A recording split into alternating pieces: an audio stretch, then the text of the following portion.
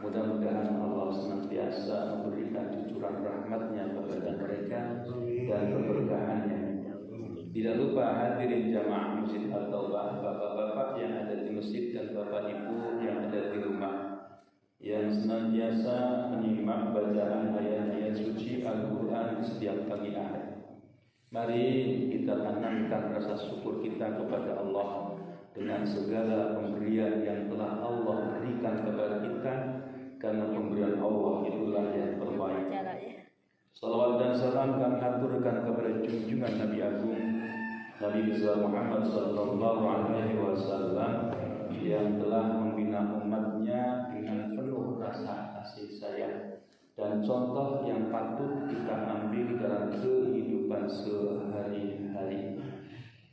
Mohon maaf, hari Ahad kemarin itu ada acara, Pak.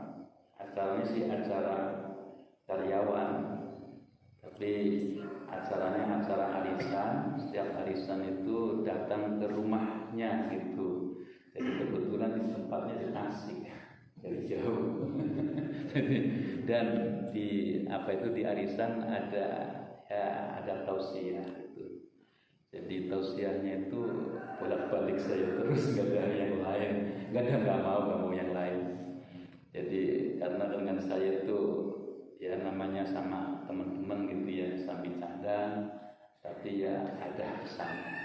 Jadi saya mohon maaf. Sampai ke Tasik itu jalannya luar biasa ya Pak ya, berkilo-kilo ya,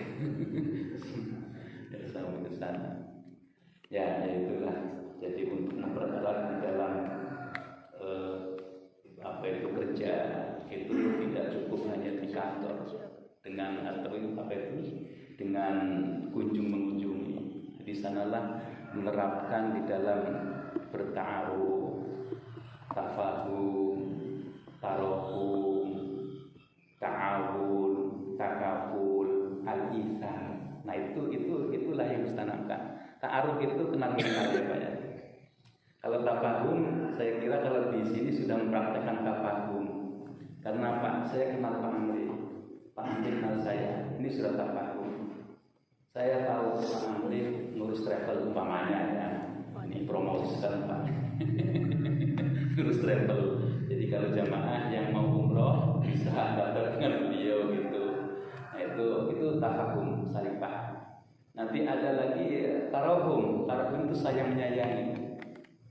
Jadi kalau sudah paham kan sayang menyayangi ada yang kurang, ada yang lebih, saling menutup.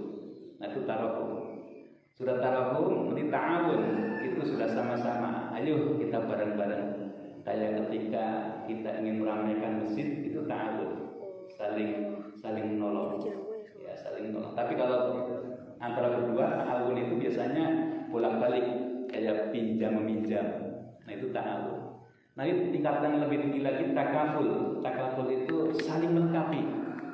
Kamu berapa? Perlu ini ada duit. Nanti ketika saya nggak ada duit, nggak ada duit. Perlu apa? Ini duit. Nggak ada tagih-tagihan. Nanti yang paling tinggi Pak al-isar. Al-isar itu saling mengorbankan. Jadi kayak umpamanya kalau digambarkan yaitu ketika orang itu dalam keadaan perang. Terus ketika sudah perang, nah di sana kan ada barisan belakang menolong, ya bagian kesehatannya. Di sana dia tolong air. Tim yang dari belakang biasanya orang-orang perempuan atau laki-laki yang sudah cukup tua membawa peralatan.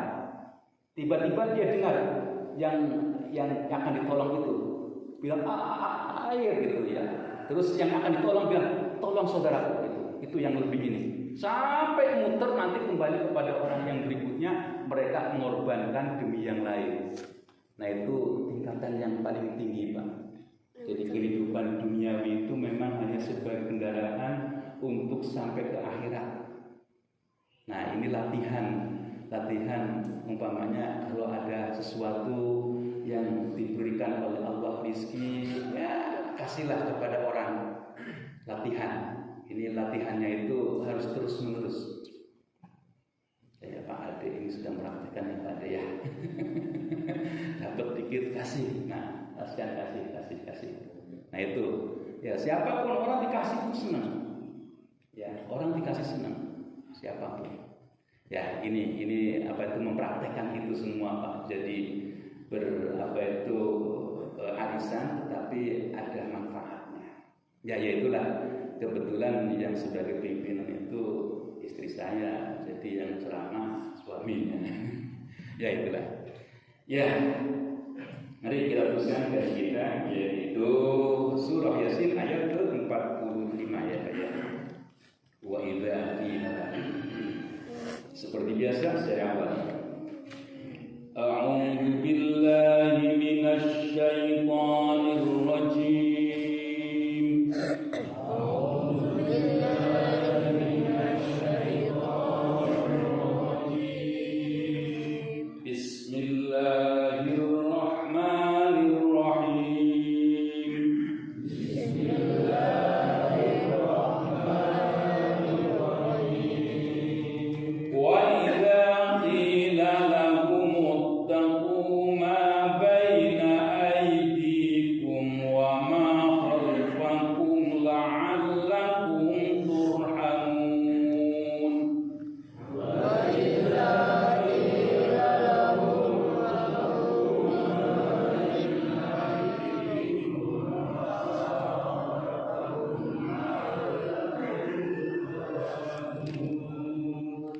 وما تأتيهم من آية من آيات ربهم إلا كانوا عنها معرضين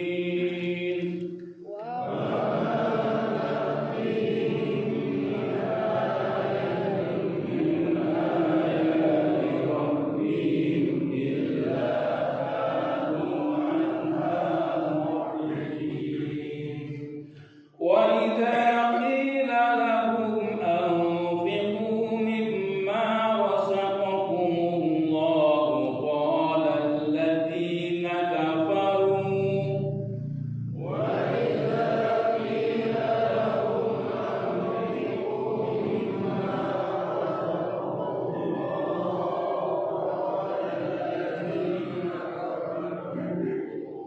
قال الذين كفروا للذين آمنوا أنطعم من لو يشاء الله أطعمه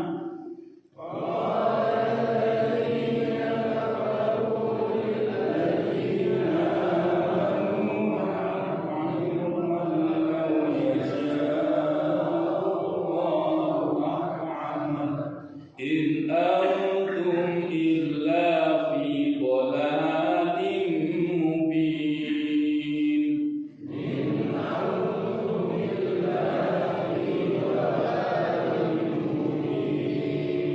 ويقولون متى هذا الوعد إن كنتم صادقين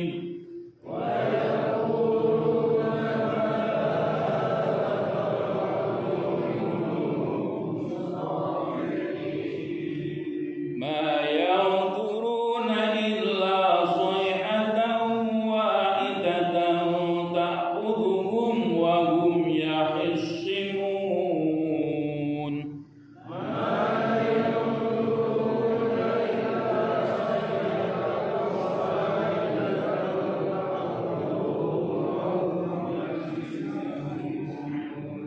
فلا يستطيعون توصية ولا إلى أهلهم يرجعون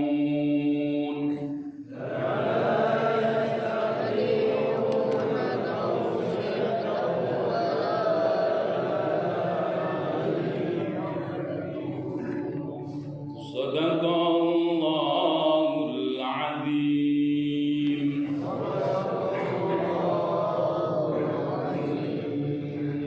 Ya, kalau kita lihat ayat yang sebelumnya yaitu wa inna sa'nurikum fala sariyya lahum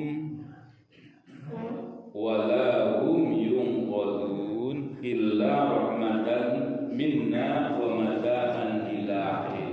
Ini kalau kita perhatikan, kalau Allah berkehendak untuk menenggelamkan gitu ya Pak ya.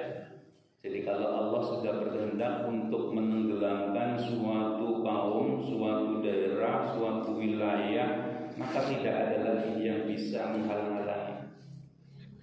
Kalau kita lihat Jakarta itu semakin bertambah naik terus ya Pak ya. Jadi pantainya dulu katanya sebagai tempat untuk bermain, sekarang sudah digenangin air. Ini bertambah lagi. Ya coba kalau dibangun reklamasi kayak apa ya, tambah lagi ya, lebih cepat tenggelamnya gitu. Karena bangunan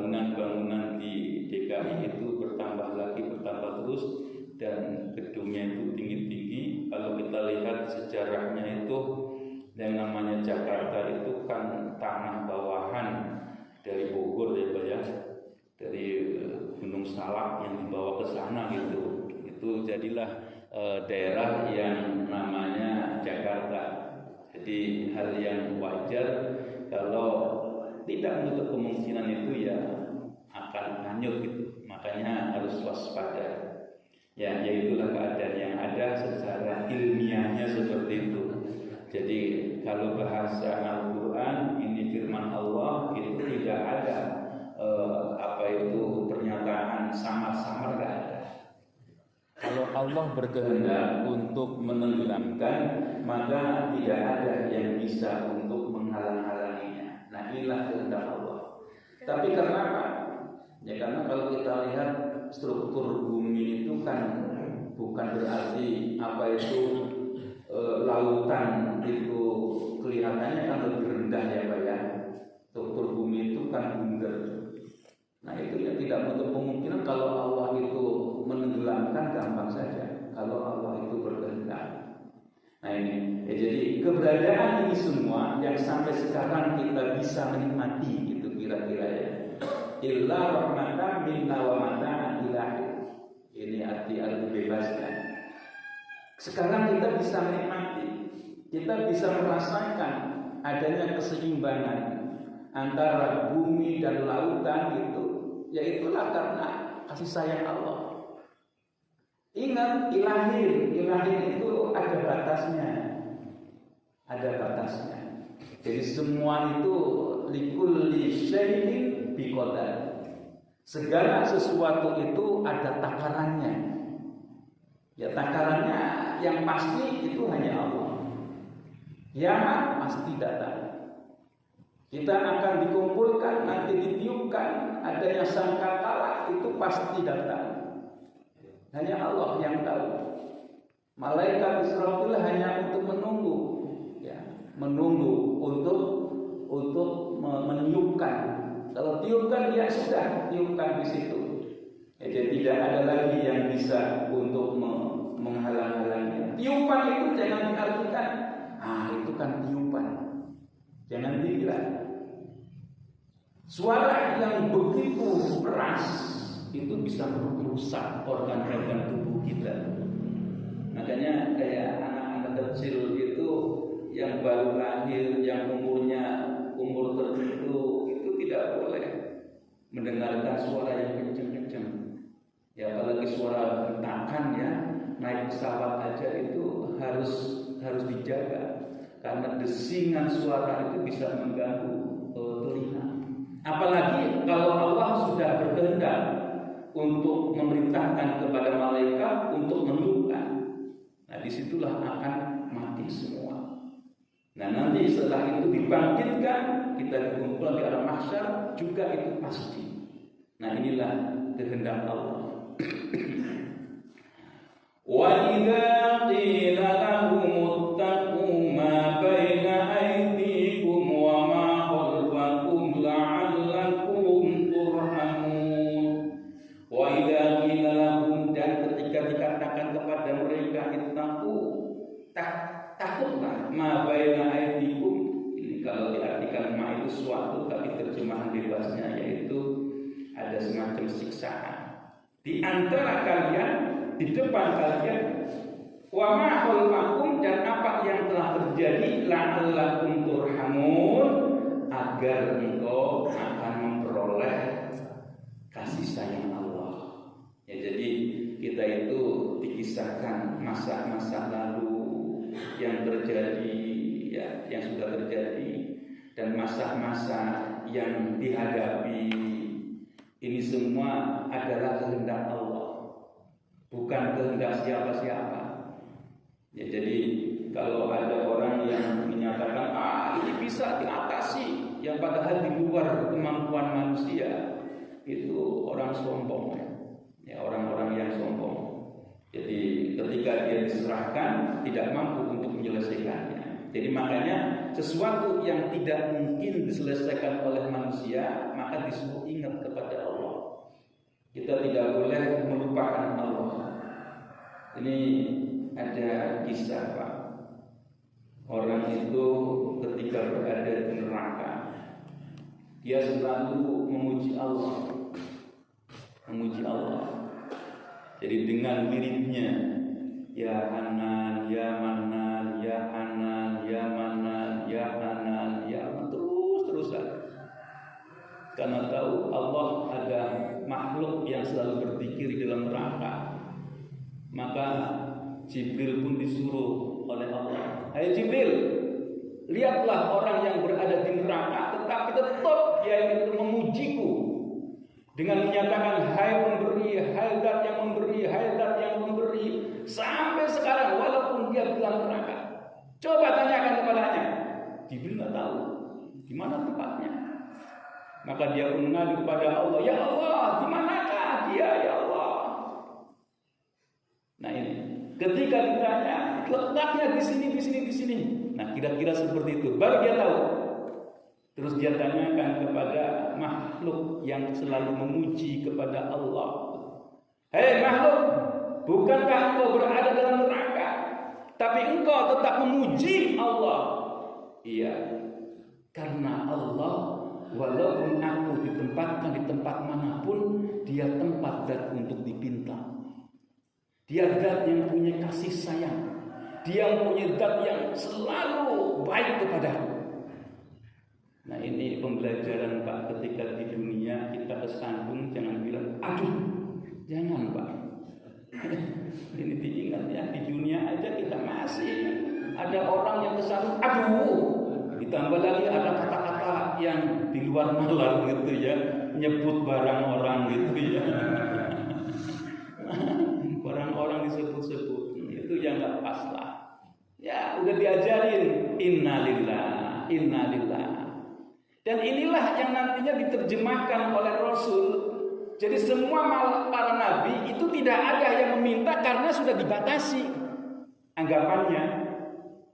Kalau Rasul enggak, Allah itu tempat untuk dipinta.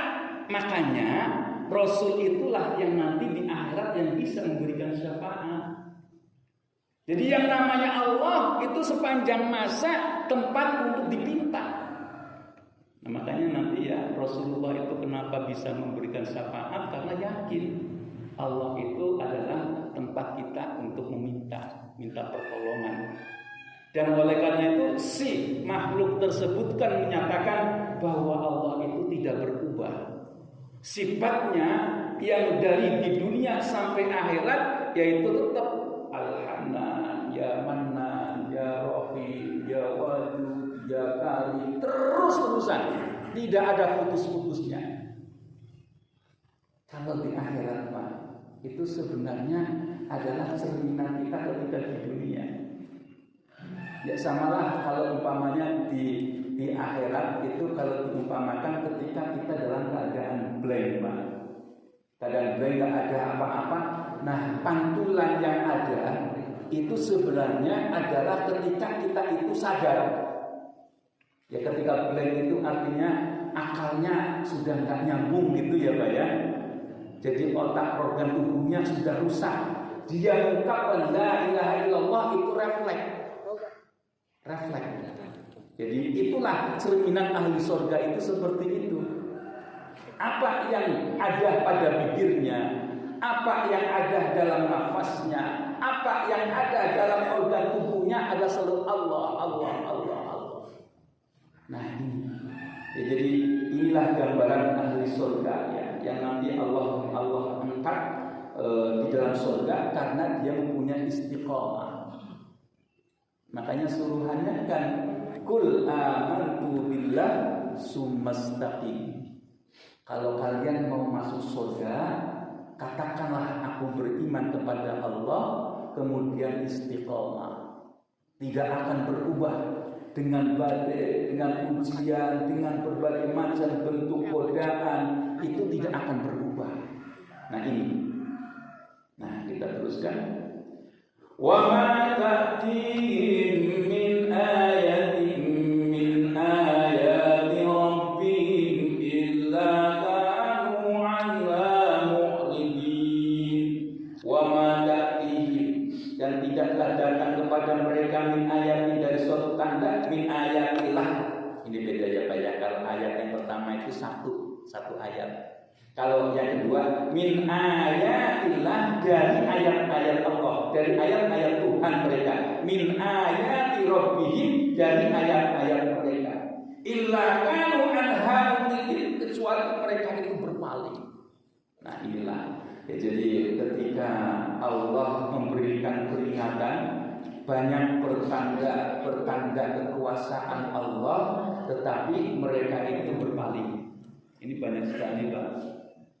Kayak umpamanya orang itu diingatkan, jangan berbuat seperti ini, karena perbuatan ini akan merusak tatanan kehidupan.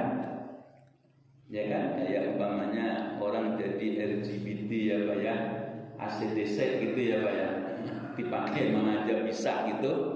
Nah itu kan jelas menyimpang dari jalan Allah, dari syariat Allah. Tapi mereka malah dipuja-puja. Dan ya saya kira tidak hanya yang melakukan ya Pak ya, kayak orang-orang yang lesbi, homoseks, itu bukan hanya mereka yang melakukan, orang yang mendukung itu juga masuk. Ya karena ketika ada orang yang perempuan ke laki-lakian, laki-laki ke perempuanan, itu disuruh disingkirkan, dijauhkan, karena itu nular. Kalau secara medis Pak, kalau orang itu sudah kena penyakit ini, sudah umur 50 tahun, itu nggak bisa diubah, sangat susah. Jadi kalau yang masih bisa diubah itu 40 tahun ke bawah, diajari agama, diajari peringatan, diingatkan, kamu kalau seperti ini nggak punya keturunan. Kalau punya keturunan nanti tidak ada lagi penerus ini. Yang namanya manusia yang dinyatakan khalifah itu artinya berganti generasi, berganti lagi itu namanya khalifah. Inni ja'ilun fil ardi khalifah, itu artinya seperti itu. Berperiode. Jadi tidak ada putus-putusnya. Itu yang disebut dengan inni ja'ilun fil ardi khalifah. Ya memang ada lagi. Khalifah itu diartikan sebagai pengganti, iya nggak salah. Khalifah diartikan sebagai pengelola, iya nggak salah. Tapi ada makna lain. Jadi sebagai penerus kehidupan yang ada di dunia ini. Kalau manusia itu putus, tidak ada lagi penerusnya, terus siapa? Itu sudah melawan qadarullah, melawan takdir Allah. Oleh karena itu yang seperti ini harus dijauhi. Ini udah marah. Ya, sampai MUI itu menyatakan tidak boleh. Tapi apa orang-orang yang berada yang berseberangan? Terus terang Pak, itu yang namanya apa itu Azzaitun, itu sebenarnya ingin meruntuhkan MUI. Padahal MUI itu secara halus sudah tahu gelagatnya semua, diarah orang-orangnya yang gak jelas gitu ya, diarah apa itu dipermasalahkan. MUI itu masih sopan. Udahlah, yang dipermasalahkan yang membuat kesalahan, kekeliruan saja. Azzaitun diteruskan. Itu masih ada toleran seperti itu. Ya karena mereka merasa ada backing-nya. Ya coba masalah-masalah lain itu kan cepat ya Pak ya. Ketika ada masalah sudah ada bukti-bukti, itu kan cepat. Ya walaupun sekarang sudah diproses, tapi kita kan masih menunggu ya Pak ya. Seperti apa prosesnya. Nah ini, jadi kita masih ya bersandar kepada majelis ulama. Ya satu-satunya mungkin sebagai wadah dari berbagai wakilan ormas itu penting. Ya boleh kita itu kan ada ya beberapa ulama bahkan kiai yang terkena ulah si Panji ini, yaitu pernyataan ada Pak kiai yang bilang ya namanya MUI itu kan forum silaturahim, dibubarkan juga nggak apa-apa. Ya Allah, ini ada yang bilang seperti itu padahal dia orang alim. Nah ini ya itulah keadaan yang ada. Ya seperti yang disampaikan oleh Pak Khotir tadi, ada orang yang mencoba melenceng-lencengkan ayat Al-Quran. Ya, wah, dengan menyatakan innahu qaulur rasulin karim gitu kan ya. Kalau rasul itu jangan diartikan utusan sebagai Muhammad para rasul aja. Rasul itu bisa jadi adalah malaikat. Innahu laqaulur rasulin karim. Rasulin karim itu utusan yang mulia. Utusan yang mulia bisa jadi Al-Qur'an itu yaitu yang Allah firmankan kepada Jibril terus disampaikan kepada Muhammad Rasulullah. Nah, dari sana dari Jibril itu utusan. Yang Jibril tidak lain adalah dari Allah. Makanya wa ma huwa biqauli kahin wa ma huwa biqauli syair wa ma huwa, bukan orang-orang dukun, bukan penyair, bukan. Al-Qur'an itu ya kalamullah. Enggak usah kita itu mempermasalahkan yang sudah baku. Nah, inilah ya. Jadi kalau memahami ayat Al-Qur'an itu ada yang sesat, ada yang menyimpang. Kalau sudah sesat, itu yang sudah melanggar pondasi-pondasi yang ada, itu sesat.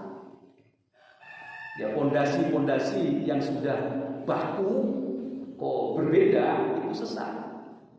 Penyimpangan itu penyelewengan. Penyelewengan dari yang sudah menjadi kesepakatan para alim ulama. Ya kan bilangnya, itu kan fikih, gitu kan ya. Fikih itu kan pemahaman. Ya Allah ya Rabbi. Pemahaman itu cara pandang yang jauh dengan yang dekat, kira-kira yang lebih mendekati kebenaran, yang dekat apa yang jauh, Pak?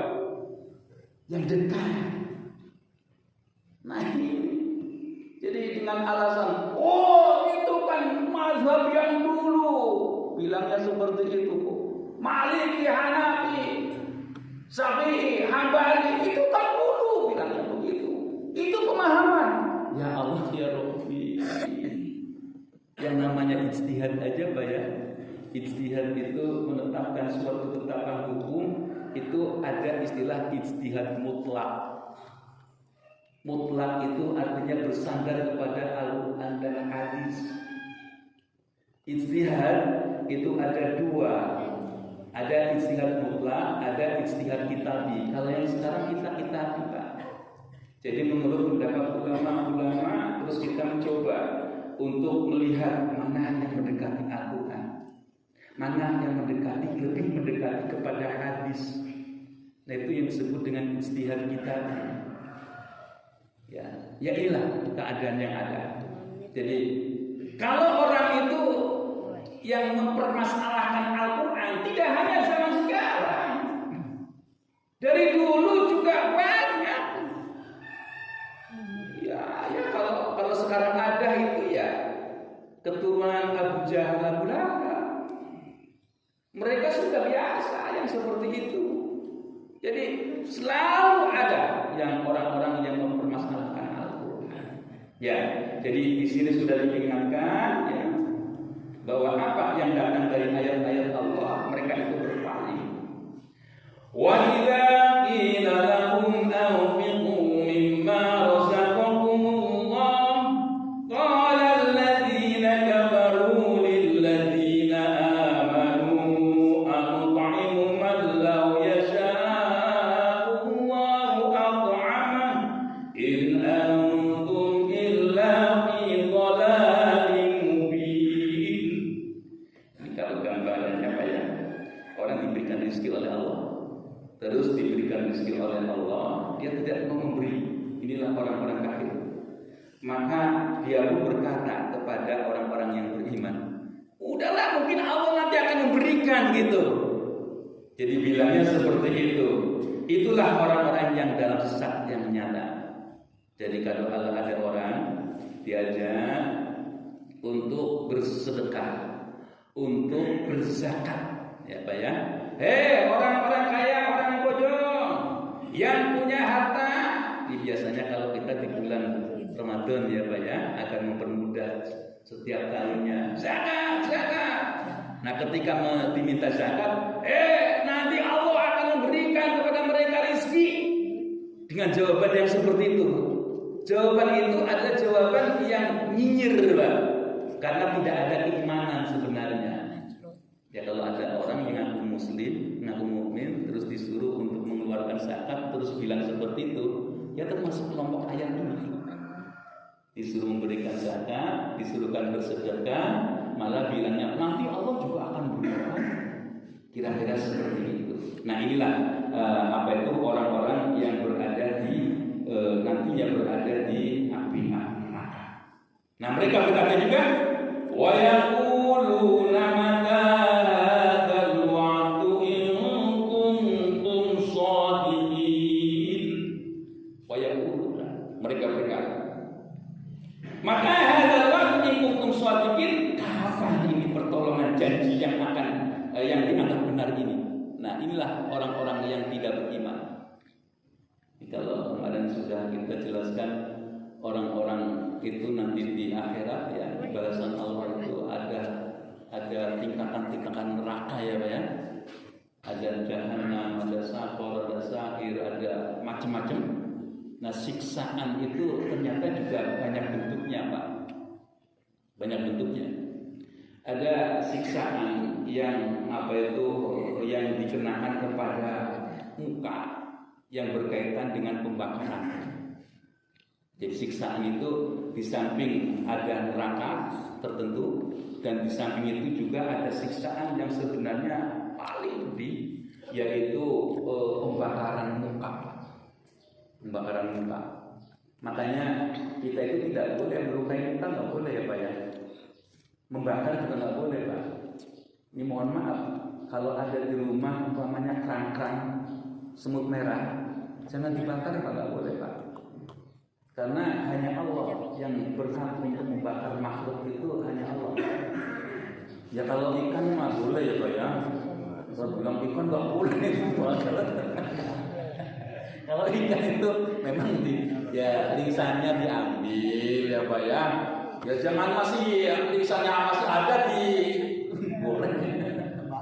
Ini demi konten itu ya, terus diisi masih hidup, loncat-loncat, woi hidup, nggak bener ini. Ya inilah orang itu demi konten menyiksa rambu-rambu apa itu, melanggar rambu-rambu agama. Itu ada orang yang modelnya seperti itu. Ini kalau yang seperti ini Pak khawatir Pak. Kayak nantinya orang itu disiksa oleh Allah, nanti dibalasnya itu lebih pedih. Jadi kalau orang-orang yang suka mengelah Pak, mengelah itu mengkotak-atik gadok gitu ya dengan akal pikirannya sendiri. Oh enggak, kan saya enggak menyiksa mereka. Nanti di akhirat itu Allah akan bungkus kita, bungkus orang yang suka mengelah-elah. Tahu mengelah kan? Jadi mengolah alih gitu ya. Jadi ini kan kebaikan. Nanti orang itu di akhirat karena suka mengelak dari kenyataan-kenyataan yang ada kehidupan di dunia, padahal itu memang salah, dibilang benar. Nanti orang itu dibungkus oleh Allah dengan bejana yang rapat, maka Allah akan lemparkan ke dalam neraka. Maka Allah bilang, saya nggak melempar kamu, tapi aku melempar bejana yang ada di dalamnya kamu sendiri. Nah, lebih parah lagi Pak. Jadi kalau ada orang yang menghalalkan yang haram, nah itu akan disiksanya seperti itu. Nah inilah keadaan yang ada itu seperti itu, parah sekali. Ya, jadi jangan sampai ya. Ma yanzuruna illa sayatan wahidatan ta'khudhuhum wa hum ya'ismun. Ma yanzuruna illa sayatan ta'khudhuhum wa hum ya'ismun. Jadi nanti di akhirat itu Allah itu akan menyiksa orang-orang yang selalu bertengkar. Bertengkar tentang apa? Tentang Allah, tentang Tuhan. Ya, jadi kalau kenyataannya umpamanya gini Pak, sesungguhnya Allah memberikan utusan itu mentauhidkan semua.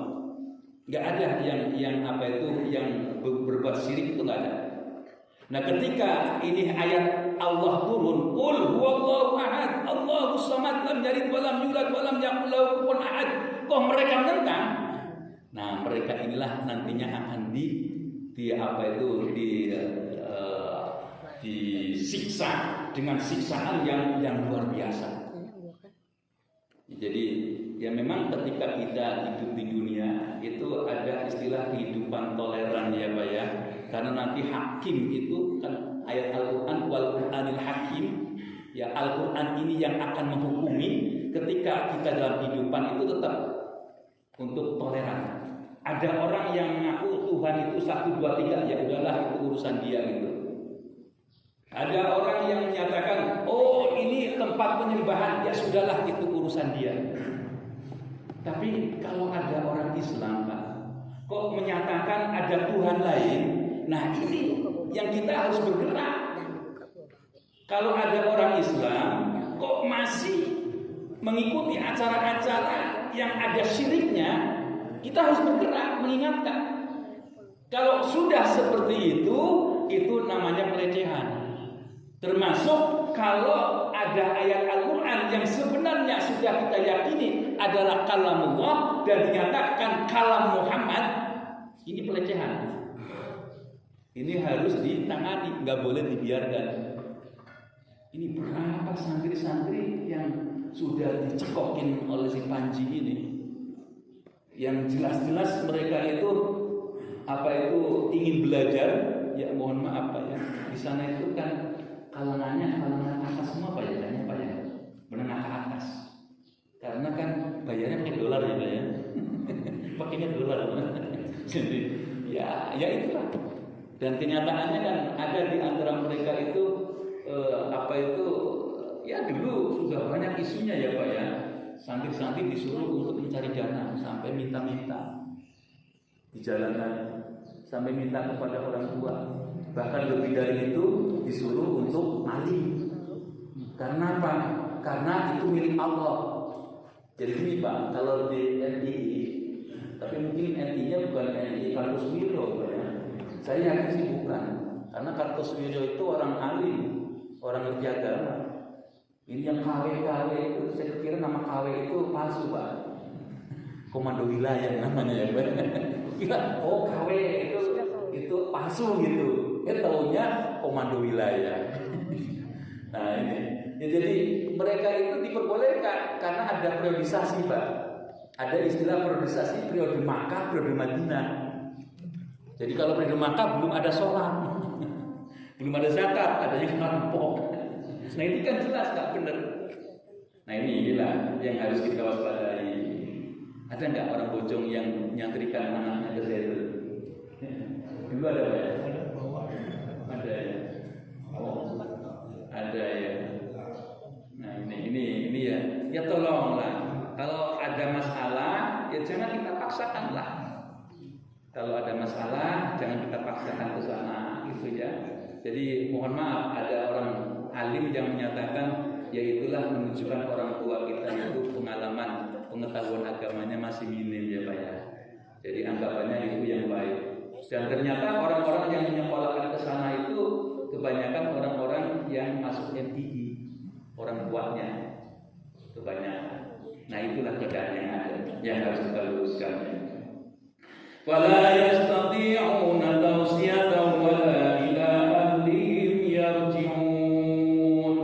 Ya, jadi tausiah, nasihat-nasihat yang disampaikan kepada mereka, dan sudah jelas orang-orang yang sudah mati tidak ada yang kembali lagi, mereka itu tidak memahaminya. Nah inilah sebenarnya Allah memberikan peringatan kepada kita agar kita ini selalu ingat kepada Allah, jangan kita itu tidak ingat kepada Allah. Nah inilah di antara pesan surah Yasin yang kita disuruh selalu ingat kepada Allah. Wa nufiqa bis-suri fa idahum minal ajdathi ila rabbihim yansilun wallahu a'lam bis-shawab. Itulah yang